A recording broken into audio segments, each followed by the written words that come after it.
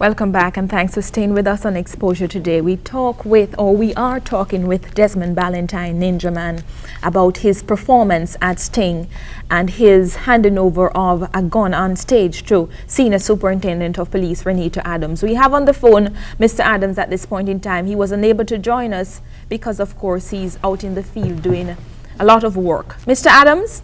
Yes, a very good afternoon. Good afternoon and welcome, sir. How are you?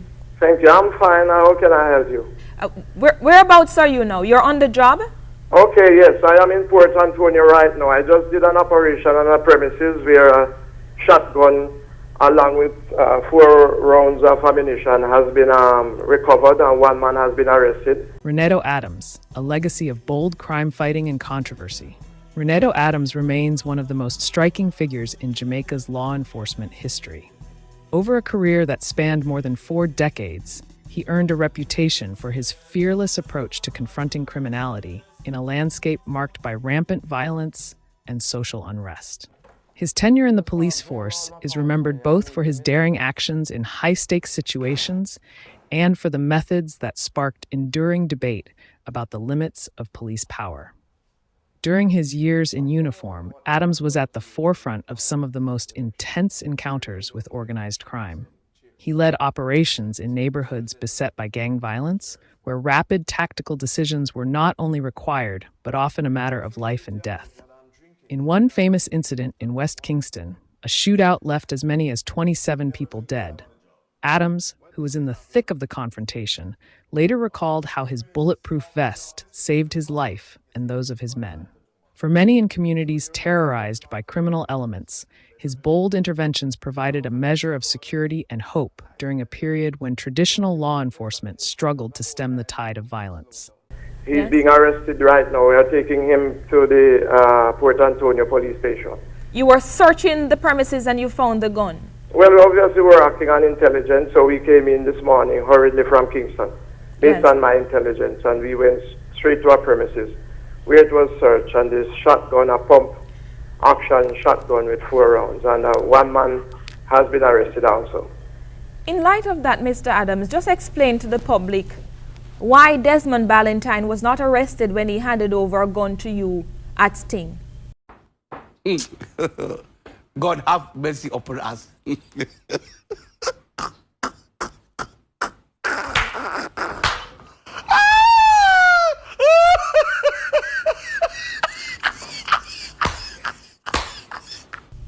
is simple. I have a discretion as a policeman. If a man found it possible, unnecessary and prudent to want to have his gun handed over to the police, I just think that I should appreciate that. He did not tell me that it was his gun. He did not accept that it was his gun. He told me that he had a gun to hand over. I did not believe, because I saw him with an imitation firearm first. Did you talk with Ninjaman any at all before his performance on stage? I have never spoken to Ninjaman before. I think about 5 years ago, I might have seen him in Olympic Garden. I heard it being said that it was staged. I don't know about any staging of anything. I've always gone to Sting for 17 of the 18 or 19 years it has been in existence. And I've always been there. Well, we have that statement coming from a very high-ranking official in the police force. As a matter of fact, the commissioner alluded to that. Let's just hear what the commissioner had to say, Mr. Adams, and then I'm going to ask you to respond to something I'll ask you right after. Yeah. Let's go to a clip from the commissioner of police. There has to be a public mindset that they have reached a stage where they want to hand over the guns. And a gun amnesty would encourage that. That certainly did not exist a month or 2 ago. However, we are encouraging people to hand over guns, and you would have seen what seems to be becoming a controversial handing over. But, you know, I need to sort of tone it down a bit to say that there's a lot of stage acting there. The police had been informed prior to of the whole event, so there was a lot of acting. And if you notice, a certain police officer Didn't do too bad the singing. Mr. Adams, Yeah? did you hear what the commissioner had to say? I never heard her say, but I am not motivated to speak on what the commissioner said. I'm telling you, and I'm telling Jamaica. Obviously, he was misinformed. Nobody else was there with me. I was the one who went on that stage, received that firearm along with my 2 bodyguards. None of us have reported directly to the commissioner. And my report to the command post on the site was that I was called on stage by Ninjaman, who handed me a Glock 17, and that is on the log at the command post at Sting. I never know Mr. Adams. I never want to know Mr. Adams. And Mr. Adams, as him there on the phone now, I can tell you the truth where God love. Mr. Adams killed 2 of my friends them already, at least 3. Pele, George Brown, and the next one from outer east. Yeah? Therefore? All 3 men them come from prison with me, and them tell us him see me 5 years ago. It was 3 years when I just come from prison. And him look him 200 of them come down the Olympic way. And them point me out to him, and him like them say him to turn to me. Not even him turn to me, Mr. Pusey turn to me and say, "Let me tell you this. Leave the gunman company them alone. And tell my friend say, don't go back to Waterhouse." And since then you haven't contacted Mr. Adams? I never talked to Mr. Adams that day. From them tell me that I'm saying Adams that him know me now. I will send me a refit. Yet, the very tactics that earned him praise also became the source of serious controversy. The Braeton 7 incident, for example, involved a pre-dawn raid that resulted in the deaths of 7 young men at a residence in St. Catherine. The operation, intended to thwart criminal activity, quickly degenerated into what many observers considered an extrajudicial killing, raising urgent questions about due process and the ethical use of force. Similar concerns were raised following an operation in Kraal, Clarendon, where 4 individuals were killed during an attempted police intervention. In both cases, Adams defended his actions as necessary responses in a climate defined by unpredictable and often violent encounters, insisting that his methods were a form of direct, state-sanctioned retribution against lawlessness. Adams's approach to policing was uncompromising and, by his own account, devoid of personal remorse. He famously maintained that, as an agent of the state, he could not absorb the moral weight of every life lost in the course of enforcing the law. This stark perspective, often articulated with reference to the rhythmic cadence of gunfire that he likened to an orchestra, cemented his reputation as a resolute enforcer. It also fueled enduring debates about whether such a mentality could ever be justified, particularly when the collateral damage affected innocent bystanders and undermined public trust in the legal process. So you've run away from Adams? I don't really run away. I just walk out because let me tell you something, girlfriend. I am bad from I 13, you know. From I 13, I live on the battlefield, you know. And I had 37 the 24th of this month. You feel after going through all them gunshot and all them things, they don't say. If alright, if them give an award for dead friend, me have the most, you know.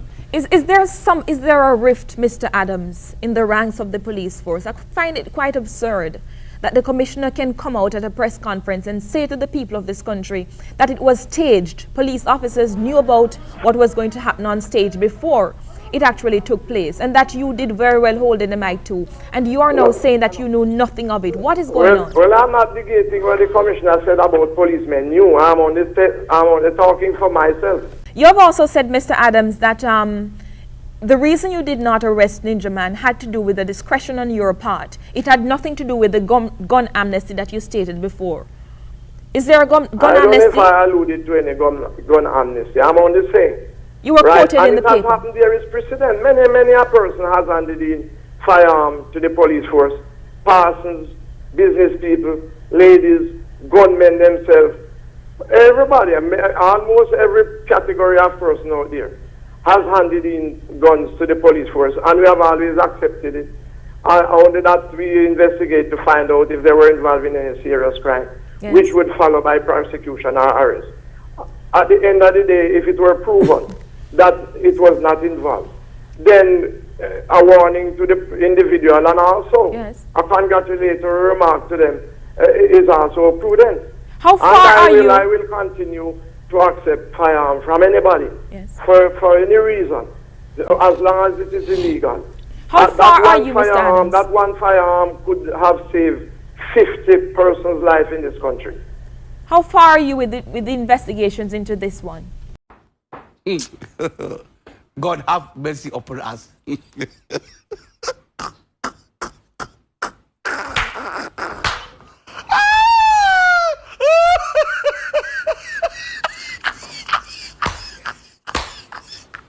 Well, the man, I tell you, I was actually on the way to the Port Antonio police station to have this man arrested, but because you called me, Yes. I stopped along the wayside to talk to you. I'm going now to have him arrested for illegal possession of firearm and ammunition and further investigation as to certain criminal activities.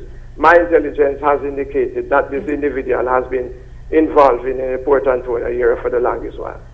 In relation to Desmond Valentine's issue, how far are you with the investigation in that? Have you found out anything related to the gun and any spent shells or anything like that? God have mercy upon us.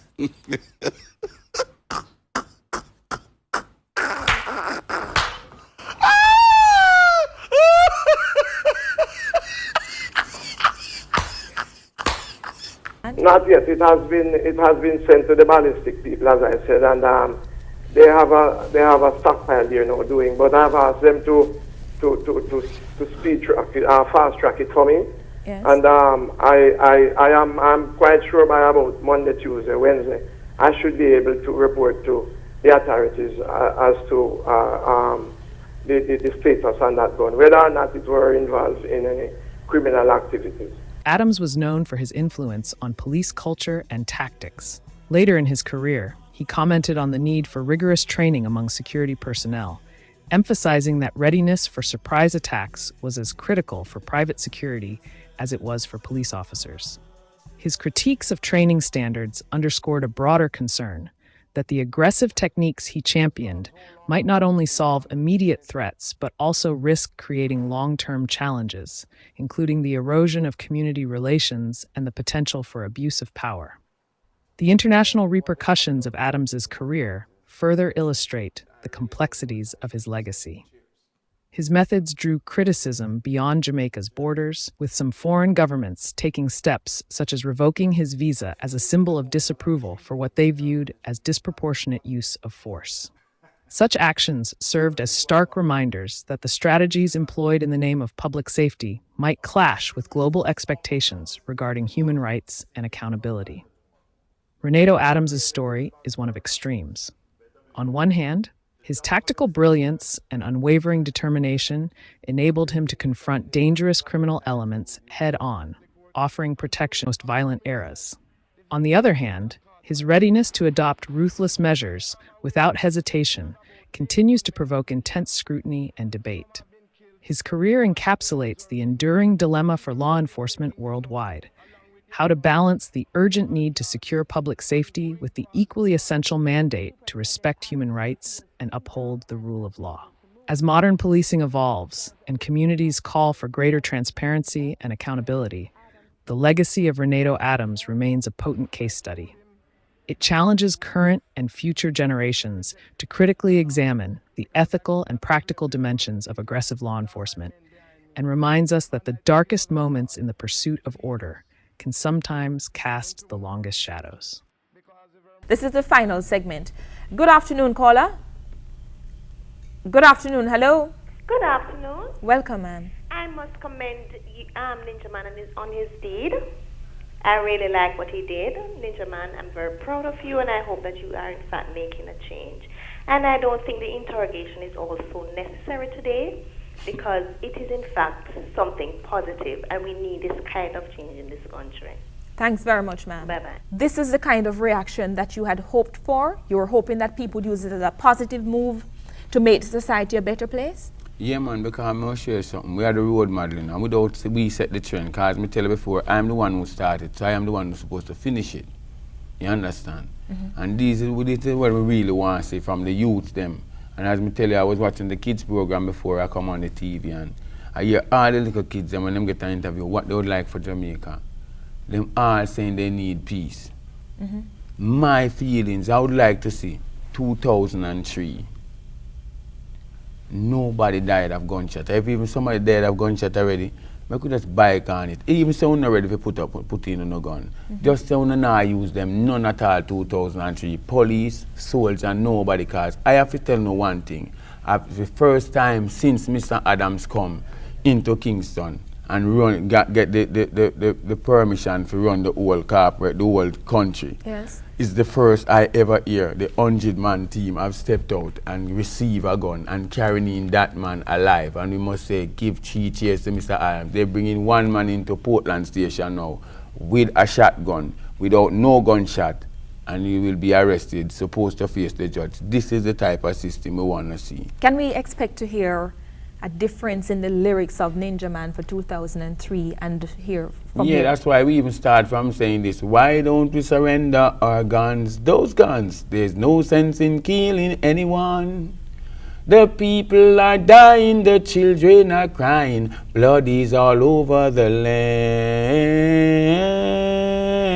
So, and we go back and we look to the election and yes. we say, election is coming, the fear is now sounding, corruption's the highest we've seen. Politicians campaigning, the shatters negotiating, and the arms are flowing easily. The go-go shops growing, the ghetto expanding, and guns all over our street. Some thinking of running, but the visa's not coming, and the poor left to suffer and weep. We're not only debating on Jamaica alone for put on the gun them. Now, the Americans, the Canadians, we leave and we go way back into the Middle East. And we say, the Palestine fighting, the Israelites bombing, chaos in the Middle East. The Americans shouting for the aid of Bin Laden, and the Al-Qaeda's under retreat. They say Saddam complaining, the Muslim keep praying, and God knows where will this end. This is the problem, Lord help us solve them. It's all resting in your hands. But I want to address the interview with Mr. Adams and Ninjaman a little earlier. With reference being made to a speech I was quoted from. Sometimes things happen above the levels of the main players. And so whereas Ninjaman may truthfully be saying he never spoke with Adams before, and whereas Mr. Adams is saying quite truthfully that Ninjaman never spoke to him, that does not mean it was never discussed prior to. And the plot at the time was that Ninjaman would have handed over the gun prior to going into his performance, and that what he would carry on stage would be an imitation firearm, a toy gun. It could have backfired. It could have been discharged. Persons could have gotten hurt. I don't know the discussion that preceded the show.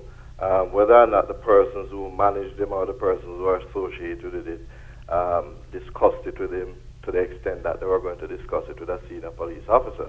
Ninjaman, could you just clarify for me? That bag that is in the lady's hand, exactly who is the lady and why is the lady bringing the bag there? I'm a money that I collect for Steve. No, it's not the money. It's not the money. That exactly is that is something looking like a gun.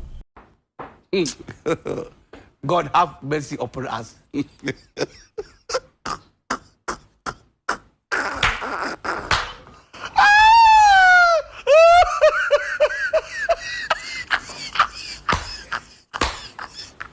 You can't stay here and look on a bag and tell me say you see something like a gun. That's just, how some people go to prison innocent. Just hold on, look at it. Why would you be collecting the money from Sting Ah, on a she come to me, stage she in come- front no. of thousands of people? Just have a look at when it, Mr. I turned Valentine. off the stage and I went to the backstage, Yes.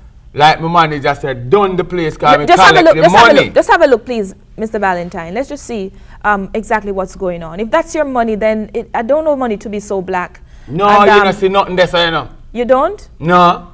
I have 20/20 vision. You? What's yours? Yeah, me have 90/90. Oh, pirates into the pipe. Sometimes to the merchant chips. No, Anyway, we're almost out of time. I just want you to clarify Why something you for know me. I know? Just clarify for me, Mr. Ballantyne. We're almost out of time. The lady who was there, you're saying she was handing over money to you and not the weapon that you handed over, and therefore it wasn't staged. You don't need to know all of that. You just need to know the weapon handing over. The commissioner appreciate it. The leader for crime appreciate it. The prime minister appreciate it. Why can't the country appreciate it? I tell you already, I've tried to do good already. The first time I reach in to do good, under pressure me, and me have to run out back. You know, so if it wasn't for Una see him condemnation, Jamaica would be a religious nation from 1997 till now. I would have lead the people them straight to God till now. And I start on the road of making that decision that youth supposed to see in God and know God and receive God. Yes. I want to take me back out of church till me see man end up all a bun God and bun Jesus now. I want to praise them and I praise them with the fire. And take God out of them and give them the devil. And still, after me I come and make a different headway now. And still I try to stop it. But let me tell you this. I am only, hold on. I am only an individual in this country. Yes. And the responsibility of this country is not mine alone. So if I am trying to make a difference and you people don't decide to help me, oh God, I can ask God to take me home. Bye. I see you later. Did you not understand that when you became a Christian, the devil is going to be so strong than when you were out there in the world? If I had no God then, like I knew now, none of you couldn't get me out. But you know, that's why I'm telling us now. Me hand over my gun now. Hold on. And I tell the world, say, I'm living a new life and I'm going back to the righteous way of salvation. Yes. Yes. Is there, Mr. Commissioner, an amnesty at this point in time, a gun amnesty? No, as I explained recently, there is no amnesty as such, but officers do have a discretion, and they have been advised to exercise that discretion.